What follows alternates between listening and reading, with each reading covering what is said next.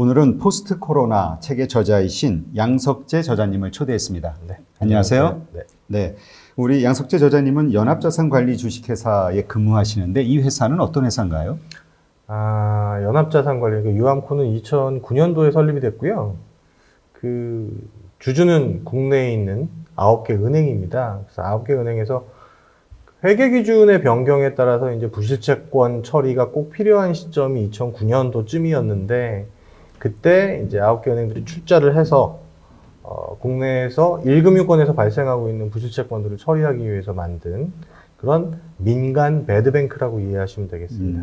그러니까 우리가 공적인 거는 캠코를 생각하면 되고요. 예, 정확히 알고 네, 계시네요. 민간은 지금 근무하시는 이 연합자산 관리 주식회사를 생각하면 되겠네요. 네, 맞습니다. 그러니까 쉽게 얘기하면 이제 은행들이 가지고 있는 여러 가지 부동산 그 부실 채권들을 이제 정리하는 역할을 하는 곳이잖아요. 네네. 예, 그래서 아마 가장 이 시장에서의 정확한 환경 상황을 이해하실 거라고 믿습니다. 좀 네. 가지고 계신 경험을 잘 부탁드리고요. 지금 코로나 사태가 벌어지면서 이 부동산 시장이 되게 급격하게 달라졌다라는 이야기가 있거든요. 네. 지금 부동산 시장의 아주 큰 변곡점이다라고 이야기하는데 그 이유는 왜 그런가요? 아시다시피 이제 포스트 코로나 발간한 제가 공저자로 참여한 책을 연계해서 말씀을 드리자면, 책을 집필했던 시점 자체가 올해 3월부터 4월이었어요. 근데 그때는 뭐 다들 아시다시피 우리나라에서 코로나가 가장 맹위를 떨치고 있었던 시점이었고, 그때 이제 모든 경제 활동 자체가 스탑되어 있는 상태였기 때문에 아직도 저는 이 코로나 이후의 부동산에 대해서 물어보시는 분들이 많긴 합니다만, 현재까지도 아직은 저희는 코로나의 한가운데 있는 게 아닌가 이런 생각을 하고 있고요. 그 변곡점이라는 의미는 그 시점에서 모든 경제 활동이 중지가 됨과 동시에 다른 사람들이 이제 기존에는 우상향으로 쭉 올라가고 있었던 부동산 가격이 향후에 어떻게 될까? 그때도 이미 내려간다, 과열됐다, 아니다, 더 올라간다, 서로 이제 말들이 많았는데, 일종의 모멘텀이 된 순간이었죠. 그걸 궁금해하고 있는 상황이고, 그리고 또 하나는 이제 코로나라는 바이러스가, 사람들의 생활 양식을 이제 바꿔놓잖아요. 가장 크게는 이제 비대면, 그리고 두 번째는 교육제도도 바뀌고, 이런 환경들의 변화를 어떤 식으로 나중에 귀결이 될 것이고, 그럼 주거 환경이 변화되는 거에 따라서 우리들의 생활 양식이 어떻게 바뀔 것인가. 그러니까 가격이라는 측면과 주거 환경의 변화라는 측면 양쪽에서 모두 변곡점으로 작용하고 있지는 않은가, 그렇게 생각을 하고 있습니다. 네, 그렇군요. 지금 말씀하신 대로 예전에는 직주 근접이라고 해서 직장 근처에 집이 있는 게 좋았는데, 네. 지금은 이제 원격 근무 이런 게 되다 보니까 그런 것도 이제 나중에는 필요 없어지지 않겠냐라는 이야기도 있거든요. 네, 그렇죠. 그러니까 이렇게 많은 우리의 문화가 이 라이프 스타일이 바뀌면서 바뀌어질 것들이 많이 있을 것 같은데, 부동산 시장도 이 코로나19로 인해서 어떤 식으로 변화가 될 것이라고 예상을 하시나요? 그 예상 자체가 그렇게 쉽지는 않은데, 일단 코로나 사태의 발발 초기에 WHO에서 이제 4가지 시나리오를 가지고 예측을 했어요. 근데 그거에 맞춰서 이제 조금씩 이야기를 해보자면, 첫 번째 단계는 이제 퀵 리커버리라고 해서 빠른 기간 내에, 그러니까 그 4가지 대책을 발표한 시점 자체가 1월인가 2월이었거든요. 4가지 시나리오에 대해서. 거기에 따르면 이미 끝났어야 돼요. 그래서 이 퀵 리커버리는 어떻게 보면 의미가 없을 내용이고, 아주 낮은 가능성입니다만, 만약에 어디선가 백신과 또는 약이 갑자기 어디서 개발이 된다 그러면은 굉장히 빠른 속도로 해결이 되겠죠. 그렇게 될 경우에는 아마 이제 모든 지표는 다 우상향으로 가지 않을까. 그렇게 생각을 하고 있고요. 두 번째로는 이제 시즈널 에피데믹이라고 해서 북반구의 여름을 기준으로 해서 확산세가 멈춘다는 의미입니다. 그러니까 향후 한 2, 3개월 내에 확산세가 스톱이 돼야 되고, 2020년 하반기에 모든 수요와 공급망이 복구가 된다라는 개념이거든요. 이 단계로 놓고 봐도 현재로서 봐서는 큰 데미지는 없을 것 같아요. 오히려 이제 걱정을 해야 되는 게, 퀵 리커버리보다 더 걱정을 해야 되는 게 뭐냐면, 하반기에 코로나로 인한 수요와 공급의 감소를 메꿔줄 그런 유동성 공급이 늘어나 있는 상태에서 그걸 회수할 방법들을 채 찾지 못한 상황에서 만약에 코로나 사태가 2020년을 끝으로 해서 끝난다 그러면 오히려 풀려있는 유동성을 더 걱정을 해야 되지 않을까라는 생각을 지금 하고 있습니다. 그 다음에 세 번째 시나리오부터는 이제 조금씩 이제 어두워지는 거죠. 이제 세 번째 시나리오는 uneven outbreak라고 해서 이제 불균등한 발병. 이거는 시점상으로 놓고 보면 2020년은 그냥 통째로 날립니다. 통째로 날아가는 기간이에요. 그 다음에 2021년 여름, 북반구의 여름을 기준으로 해서 수요와 공급망이 차츰차츰 복구가 되는 그런 개념인데, 이럴 경우에는 이제 1년 동안의 기간을 버틸 수 있는 대한민국의 자영업자나 또는 기업들이 과연 얼마나 될까라는 걸 걱정을 하지 않을 수가 없어요. 근데 물론 이제 국가에서 어떤 형태로든 정책을 써서 막아내는 부분이 있을 수는 있겠습니다만, 그거는 겪어봐야 하는 부분이고 분명히 이탈자는 발생할 거기 때문에 이 경우에 있어서 상업용 부동산과 공업용 부동산의 경우에는 상당히 좀 어려움을 겪지 않을까라는 생각을 하고 있고, 여러분들이 궁금해하신 이제 주거용 부동산의 경우에는 이게 유동성이 풀려있는 양을 측정을 하기가 곤란할 정도로 지금 많이 풀려있다고 판단이 되기 때문에 2008년도의 부동산 가격의 하락폭보다는 깊지는 않을 것 같다라는 것을 기본적으로 전제를 합니다. 그리고 주요 지역 같은 경우에는 사실 큰 변동이 없을 수도 있을 것 같아요. 여기서 주요 지역이라고 하면 다들 아시는 지역일 것 같은데, 그쪽의 부동산 가격 하락은 일부 상업용 부동산과 공업용 부동산을 소유하고 계신 일부의 소유자분들의 이탈 정도만 나타나서 미미하게 나타나지 않을까 하는 게. 그곳이 어디입니까? 강남이요? 아니면 서울? 저는 개인적으로 생각하는 부분, 뭐 당연히 강남 플러스 마용성까지. 마용성. 예. 네. 그러니까 지금 말씀하신 대로 한쪽 편에서는 사실 이 코로나가 발생하기 이전서부터 부동산이 버블이 좀 있다, 뭐 이런 얘기들이 있었거든요. 그런데 이제 어쨌든 코로나 때문에 실물 경제에 엄청난 충격이 왔잖아요. 근데 유동성은 또 엄청나게 풀렸고. 네. 그러니까 이게 이 칼과 방패 어느 게 더 강하냐의 어떤 논지인 것 같기도 하고요. 지금까지는 그러니까 주식 시장에서 놓고 보면은 곰과 황소잖아요. 아직은 황소가 세요. 그리고 최근 들어서 며칠 전에 금리가 내려갔어요. 금리가 내려갔고 미국은 계속 윤전기에다가 뭐 달러를 돌리고 있고, 이거를 저는 이런 유동성 공급으로 인한 가격의 상승이 어느 지점에 가서 멈출까에 대해서 굉장히 두려워하면서 바라보았는데 그게 2020년까지 오게 될 줄은 몰랐습니다. 그리고 지금 이제 그러면 지금 있는 부동산 가격이 거품이냐? 이 거품은 사실 지나고서 아는 게 거품이거든요. 그렇죠. 그러니까 지금 현재 시점에서 그 돈을 내고 거래하시는 분들이 있다고 그러면 현재 시점에서 판단할 때 거품이라고 볼 수는 없어요. 뭔가 변곡점을 겪고 나서 뒤집어서 봤을 때 아, 그게 거품이었구나라고 그 시점에서 생각하는 거지, 현 시점에서는 그 돈 내고 사시는 분이 있다고 그러면 그게 거품이라고 얘기하기는 어렵지 않습니까? 그럴 수 있죠. 예.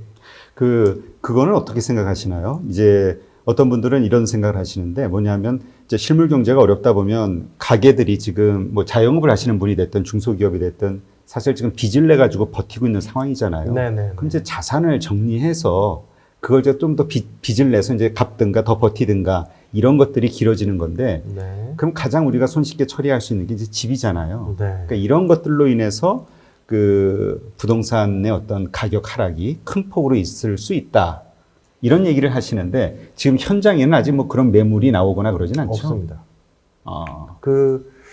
며칠 전에 기사가 난 게 있는데, 이제 저희는 부실채권을 처리하는 회사이기 때문에 기본적으로 1금융권의 그 부실채권 비율을 민감하게 생각을 해요. 근데 최근에 나왔던 4월달 기준으로 해서의 부실채권 비율이 0.78%입니다. 근데 금융감독원에서 이야기하는 금융기관의 부실채권 지도 비율은 1금융권 기준으로 해서 1% 미만이에요.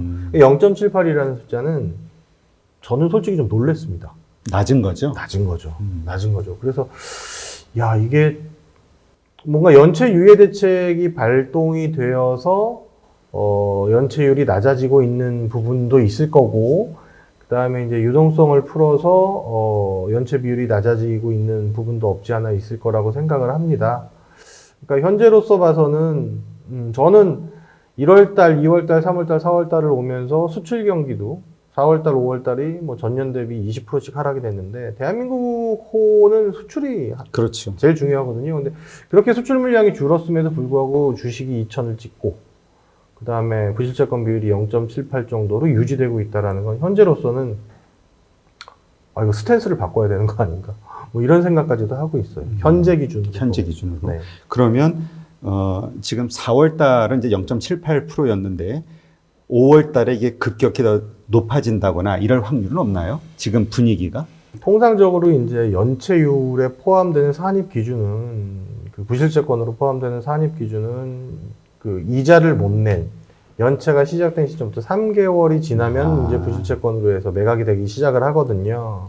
그러면 2, 3, 4월 달을 지나고 5월 달, 그 개인적으로 생각했을 때는 올해 하반기 시점에서부터 뭔가 반응이 나오지 않을까라는 생각은 하고 있었지만, 상반기에도 분명히 영향은 있을 거라고 했는데, 아까도 말씀드렸듯이 0.78을 찍은 거는 좀 놀랍고요.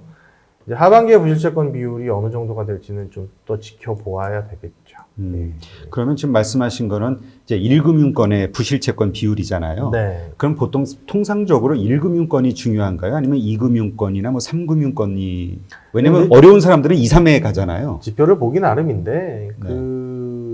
안 그래도 이제 대부업체 쪽으로 넘어가서 생명 연장을 하고 있는 거 아니냐, 그런 의견들도 있긴 있습니다만, 그래도 0.78이라는 거는 눈에 띄게 잘 유지가 되고 있다라는 거고,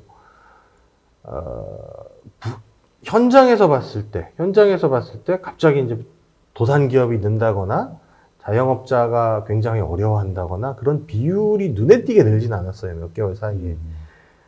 안 좋은 지역은 계속 안 좋았는데 그게 유지되고 있는 느낌. 여기서 비율이 더 늘었다거나 더 힘들어한다는 느낌은 아직까지는 받고 있지는 못하고 있습니다. 네. 그러니까 우리가 예상했던 거와는 좀 다른 상황이네요. 예, 근데 이제 향후 한 2개월에서 3개월 정도가 좀 굉장히 중요해지지 않을까, 그렇게 생각을 하고 있어요. 예. 그러면 그때 우리가 매달 그 말씀하신 제1금융권의 그 부실채권 그 비율에 대해서 계속, 그건 공식적으로 발표하는 거죠? 예, 금융감독에 들어가면은 그걸 볼 수 있고요. 신문기사로 매번 납니다. 예. 그러니까 그런 것들 가지고 우리가 어떤 그 앞으로의 그 전망을 이렇게 좀 가늠해 볼 수가 있겠네요. 가장 빠른 거는 제가 봤을 때 이제 향후의 경기 전망을 예단을 할 수 있을 것 중에서 빠른 것 중에 하나가 이제 수출.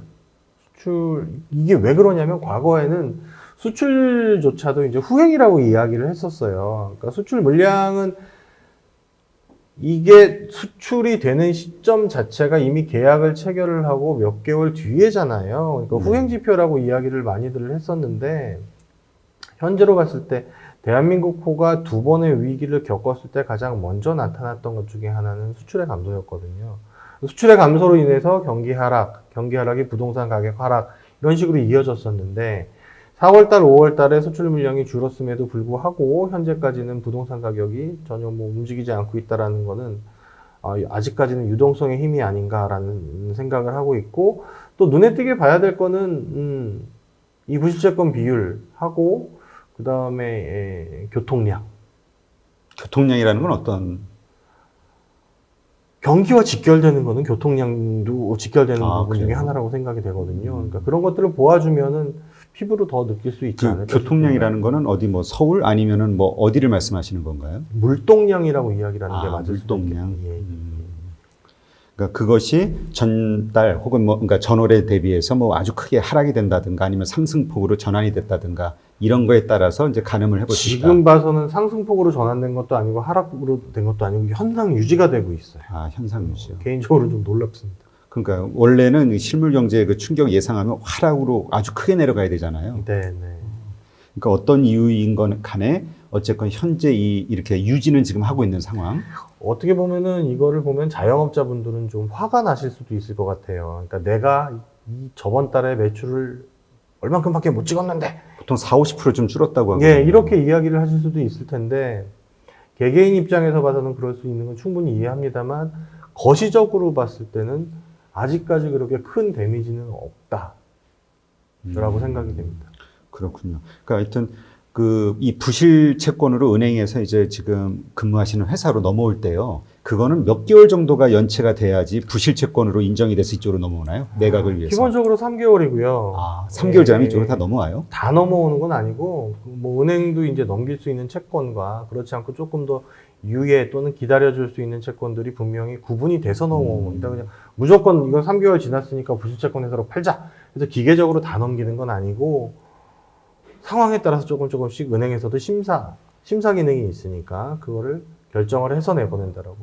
그렇군요. 네. 뭐 우리가 지금 문제가 되기 시작한 게 뭐 3월부터니까 3, 4, 5, 뭐 요 이제 하반기 쪽을 봐야겠네요, 지표는. 예, 그렇습니다. 네.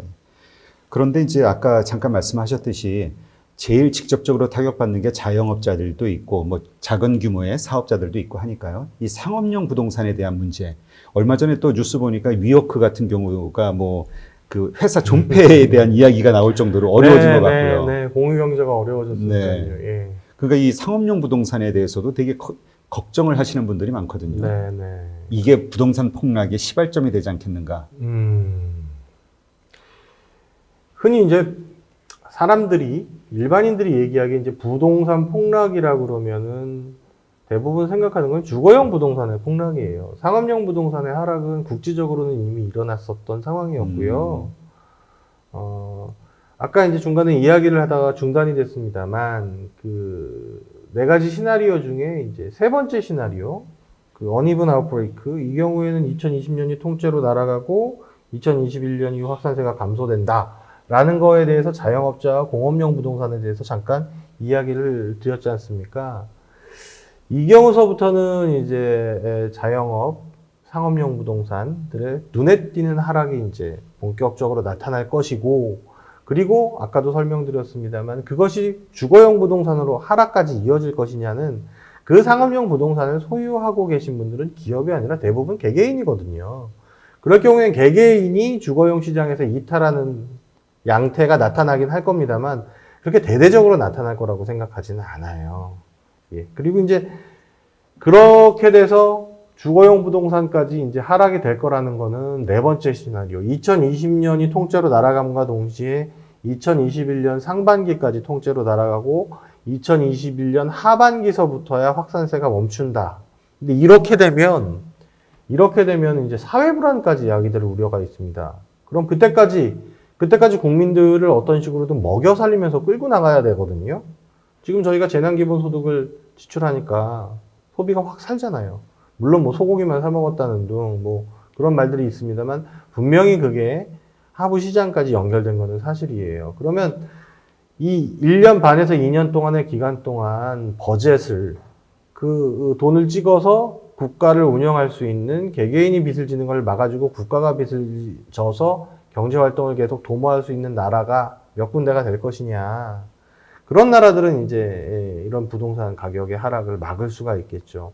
물론 저희 나라도 아무리 돈을 찍어서 막는다 하더라도 상업용 부동산과 공업용 부동산의 하락에 대해서는 뭐 막을 수는 없을 것 같습니다. 그러나 지금까지의 유동성 공급만으로 보았을 때 대한민국 부동산의 주거용 시장의 하락은 2008년도보다는 조금 깊을 수 있습니다만 97년, 98년에 금융위기만큼 그렇게 하락폭이 크지는 않을 것 같다는 게 기본적인 생각입니다. 근데 이런 생각을 불과 한 보름 전만 해도 이거는 잘못하다가는 97년, 98년까지 내려가는 게 아닐까라는 걱정까지도 했었어요. 근데 최근에 몇 가지 이렇게 눈에 띄는 지표들, 뭐 그게 국민들을 안심시키기 위한 언론 플레이였는지 뭔지는 모르겠습니다만 기본적인 지표들 자체와 이런 양태들을 보면은 그렇게 하락폭이 현재 시점으로 봤을 때는 깊게 가지는 않을 가능성이 더 높겠다. 황소의 콧김이 더 세겠다. 이 정도. 그러니까 지금 아까 말씀하셨듯이 그 유동성의 힘이 우리가 생각했던 것, 뭐 사실 이전에 이 정도로 유동성을 풀었던 적이 없으니까 그래서인지는 몰라도 주식시장부터 시작해가지고 예상 밖의 결과들이 자꾸 발생이 되니까 네. 전문가들도 지금 되게 당황스러운 예, 그런 상황인 것 같아요. 왜냐하면 합리적으로 먹히지가 않으니까 계산이. 네. 근데 지금 이러한 코로나로 인해서 벌어진 또 국제 정세에서 그 글로벌 밸류 체인이라든가 이런 것 때문에 리쇼링, 그 국내 기업들을 다시 국내로 이렇게 불러들이는 정책들이 나오잖아요. 네. 그런 차원에서 뭐 수도권 규제를 푸네 어쩌네 뉴스들이 나오는데 이런 것들로 인해서 뭐 이 토지라든가 이 부동산 시장에 끼치는 영향 같은 건 없을까요? 그건 분명히 있을 수 있죠. 그러니까 부동산 가격에 가장 크게 영향을 미치는 것 중에 하나는 정책입니다. 국지적으로도 그렇고 전국적으로도 그렇고 정책이 가장 큰 영향을 미치죠. 근데 리쇼어링이든 또는 뭐 지금 4차 산업이니 하면서 이제 부동산, 그러니까 공업용 부동산 시장 자체가 좀 변하고 있었어요. 양태 자체가. 기존에 이제 중소장대 공장들이 매물로 많이 나왔었고, 사실 저희 부실채권 회사에서도 가장 처리하기 힘든 것 중에 하나가 그런 중소장대한 공장들을 받아줄 수요가 없다라는 거. 또 그 정도의 기업을 운영해야 되는 곳이 있어야 네, 되니까. 예를 들어서 뭐 창원에 어디 뭐 한 15,000평, 20,000평짜리 공장이 나온다. 그게 또 산단에 묶여 있다. 이래버리면 정말 매각할 데가 없거든요. 그런 일들이 발생하고 있는 와중이었는데 만약에 정책을 바꾼다. 얘기가 달라지죠. 들어갈 수 있는 업종이 달라진다. 얘기가 또 달라지죠. 유동성과 그런 정책 변경까지 합쳐지면은 부동산 가격은 뛸 수밖에 없습니다. 그렇게 되면. 예. 그러면 그 정도 지금 현재 그 은행에서 이제 그 처리를 위해서 맡긴 그런 물건들을 보면 가장 그 많은 비중을 차지하고 있는 물건이 어떤 종류입니까? 그건 이제 부실채권 회사마다 조금씩 다른데요. 저희는 이제 주주들이 은행이다 보니까 기본적으로 은행에서 비딩에 나오는 물건들은 저희가 반드시 입찰을 들어가야 돼요. 은행에서 부실채권을 비딩으로 붙이는 거는 분기마다 합니다. 3개월마다 한 번씩 있다는 얘기예요. 3개월마다 한 번씩 이제 발생한 부실채권들을 이렇게 저렇게 모읍니다. 모아서 풀을 하나 만들고 그 풀에 입찰을 들어가는 거예요. 전체 나오는 물량 중에서 가장 큰 비중을 차지하는 것은 공장입니다. 산업용 부동산. 산업용 부동산이 은행 전체를 다 합쳤을 때 놓고 보면은 많을 때는 50%, 적을 때도 40%는 차지하고 있고요. 또 은행마다 좀 특성이 있죠. 기업은행, 산업은행은 80%, 70%. 기업들 위주로 상대를 하니까. 네네네. 그리고 이제 시중은행인 국민은행, 뭐 하나은행 이런 쪽은 주거용이나 또는 상업용 비중이 조금 더 높은 그런 상황입니다. 네, 그렇군요.